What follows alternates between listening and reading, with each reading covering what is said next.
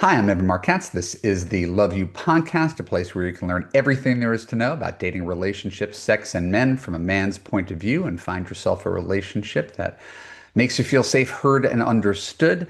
I am excited about today's episode. I've been very excited about the last few episodes, to be candid with you. Don't mean to toot my own horn, but toot toot. I want to begin today with a reminder that the next Extraordinary Love Series is coming up. Extraordinary Love Series is a free event where I do a live Zoom conversation. I do about a half-hour lecture followed by a live Q&A on a specific topic. Just completed last month. Next one is called Overcoming Dating Burnout: How to Stay Optimistic and Engaged. My guess is that you're going to want to be there. All you have to do is go to www.extraordinaryloveseries.com and I will take care of you and give you some free advice about how to be optimistic and confident in a world filled with negativity and pessimism. So, speaking of negativity and pessimism, today's podcast is sponsored by absolutely nobody. I make no money from doing this, but the way I get my rewards is when you say nice things. So if you haven't already, given us a positive review on Apple or Spotify or wherever you get your podcasts, please do so. We have 500 some odd comments. We've had 3 million some odd listeners. It feels like there's a disparity is all I'm saying. So that's my little entreaty to you. If I've given something to your life, give me a little feedback because that's what I do it for. And it's also good dating advice. It's from my Why He Disappeared book.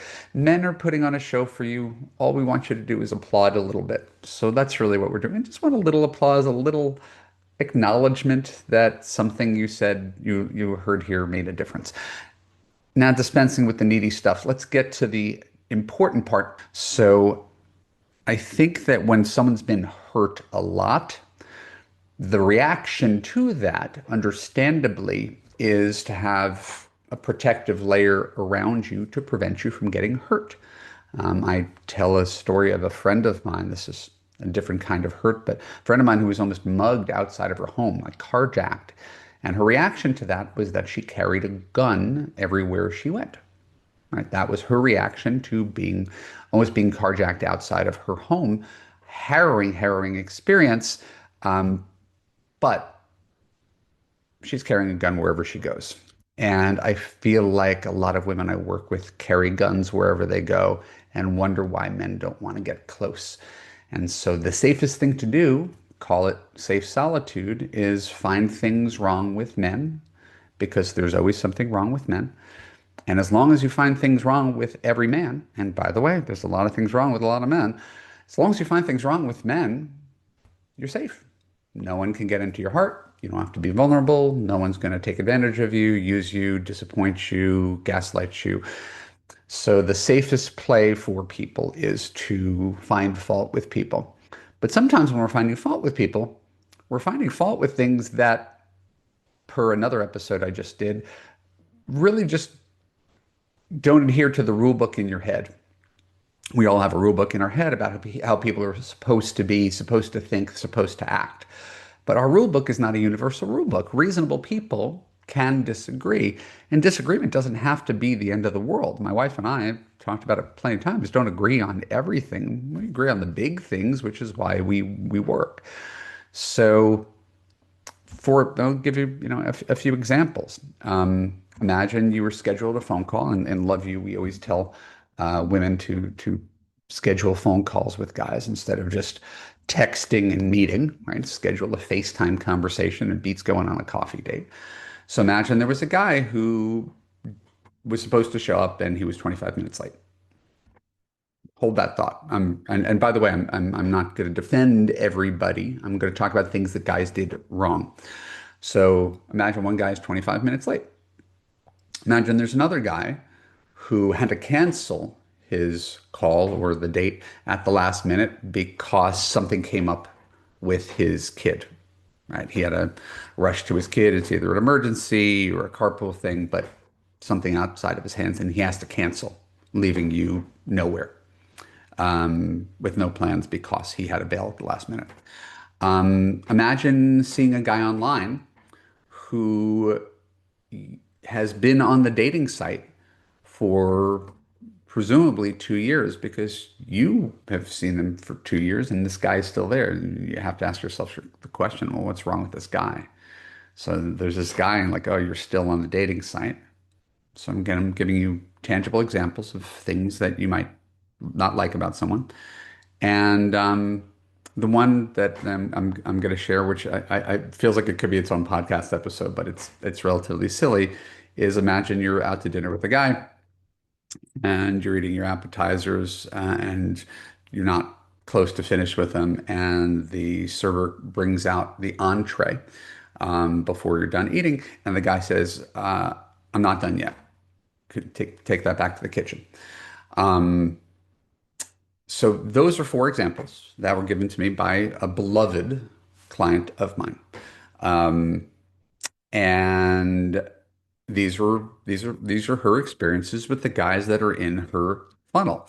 And so when I heard all of these things and I felt for her, uh, and I deeply feel for her because she's struggling with love and she doesn't fully trust her judgment and she's not, she hasn't had too many men who make her feel safe. And so, and she's made some mistakes. So she's finally calibrated. If you do something I don't like, you're out the door, and I understand it.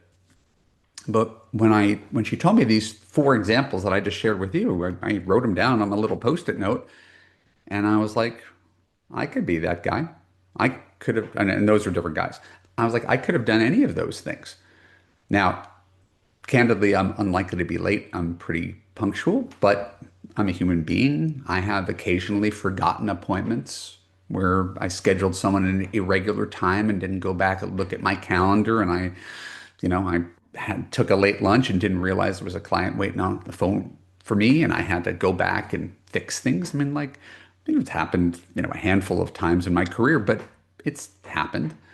But I've definitely been the guy who said, "Could you keep the entree warm? I'm not done with my appetizer yet." I've definitely been the guy who's been on the dating site for 10 years on and off because that's what you do when you're single, and I don't think there's anything wrong with that. So I was realizing that all these accusations against these bad guys could have been leveled against me, and whatever you think of me, think you don't have to like me, but I'm a decent guy. I'm a decent husband. I know that about myself. I don't think that's really going out on a huge limb.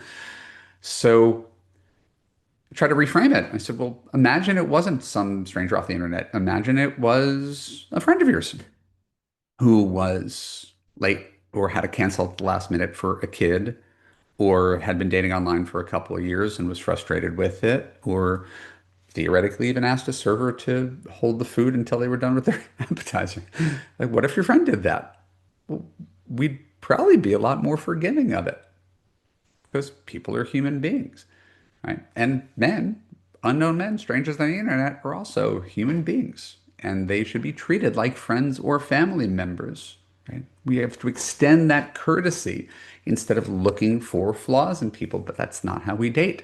We treat dating as if it's some other beast, and we hold strangers to a higher standards than we would hold our own friends and family members. So telling you to treat strangers on the internet like someone you love, that feels a little weird, right?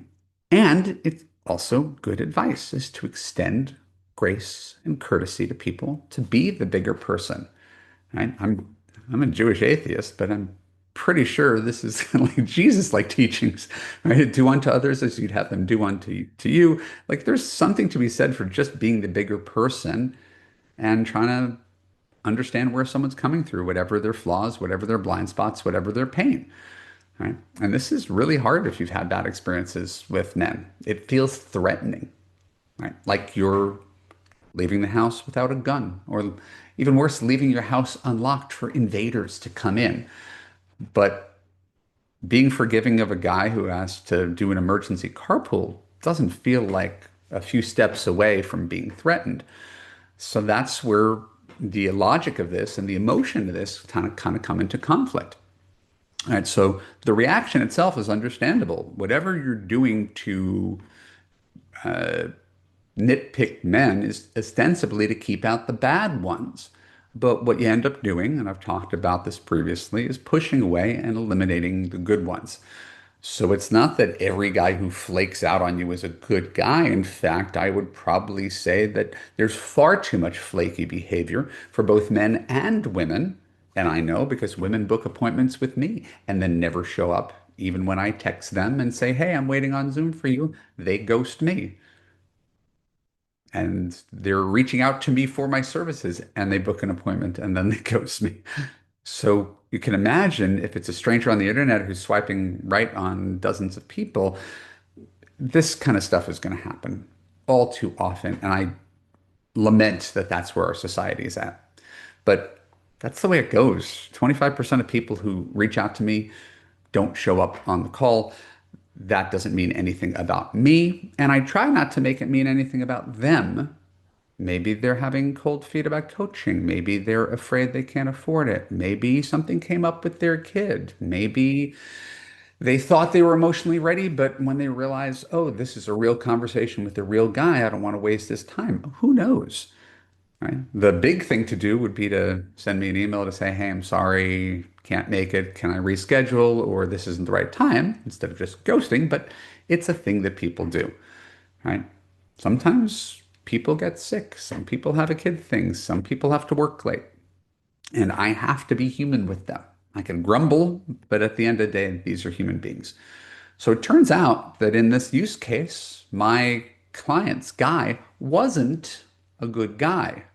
But it wasn't specifically because of any of those things that I cataloged, right? Hold the entree doesn't make him a terrible person. It was an example for her of a pattern throughout the night of him being rude and condescending and mansplaining, right? So that is a valid reason to pass someone up, right? And I want to make that distinction. An instance of he does something, says something I don't like, doesn't have to be part of a larger pattern. It's when it's part of a larger pattern that you have to listen to your feelings. So in Love You, we talk about what allows someone to be worthy of a second date with you. It's three feelings. You're feeling comfortable, like you had fun, and that you had a modicum of attraction. So in this instance, this man scored a 4 out of 10 on comfort. That's the thing she was trying to articulate. I wasn't comfortable with him because he was a jerk. Okay, well, that's a very valid reason to pass him up, not because he had to reschedule a call or something like that. So we're really talking about a larger pattern of behaviors instead of taking one thing and blowing it up as some sort of Rorschach test, right? Where there are genuinely different opinions and different points of view about what valid behavior is. I think it's very easy to get stuck in that rule book in our head. So since you know I love metaphors, especially twisted, broken ones that no one's ever used before, I'm going to share one with you that's pertinent to this conversation, and it's one of my favorite parts of my Love You course. What? You have not taken Love You yet? Well, you can do so at the end of today's conversation. evanmarckatz.com/now. Book a call with me. So here's this idea that's in Love You. Um, let's say, and forgive me if you've heard this before, let's say there are two identical houses and they're gorgeous, Architectural Digest houses.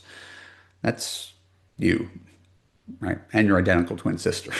So you have these gorgeous, gorgeous houses, right? And they're next door to each other.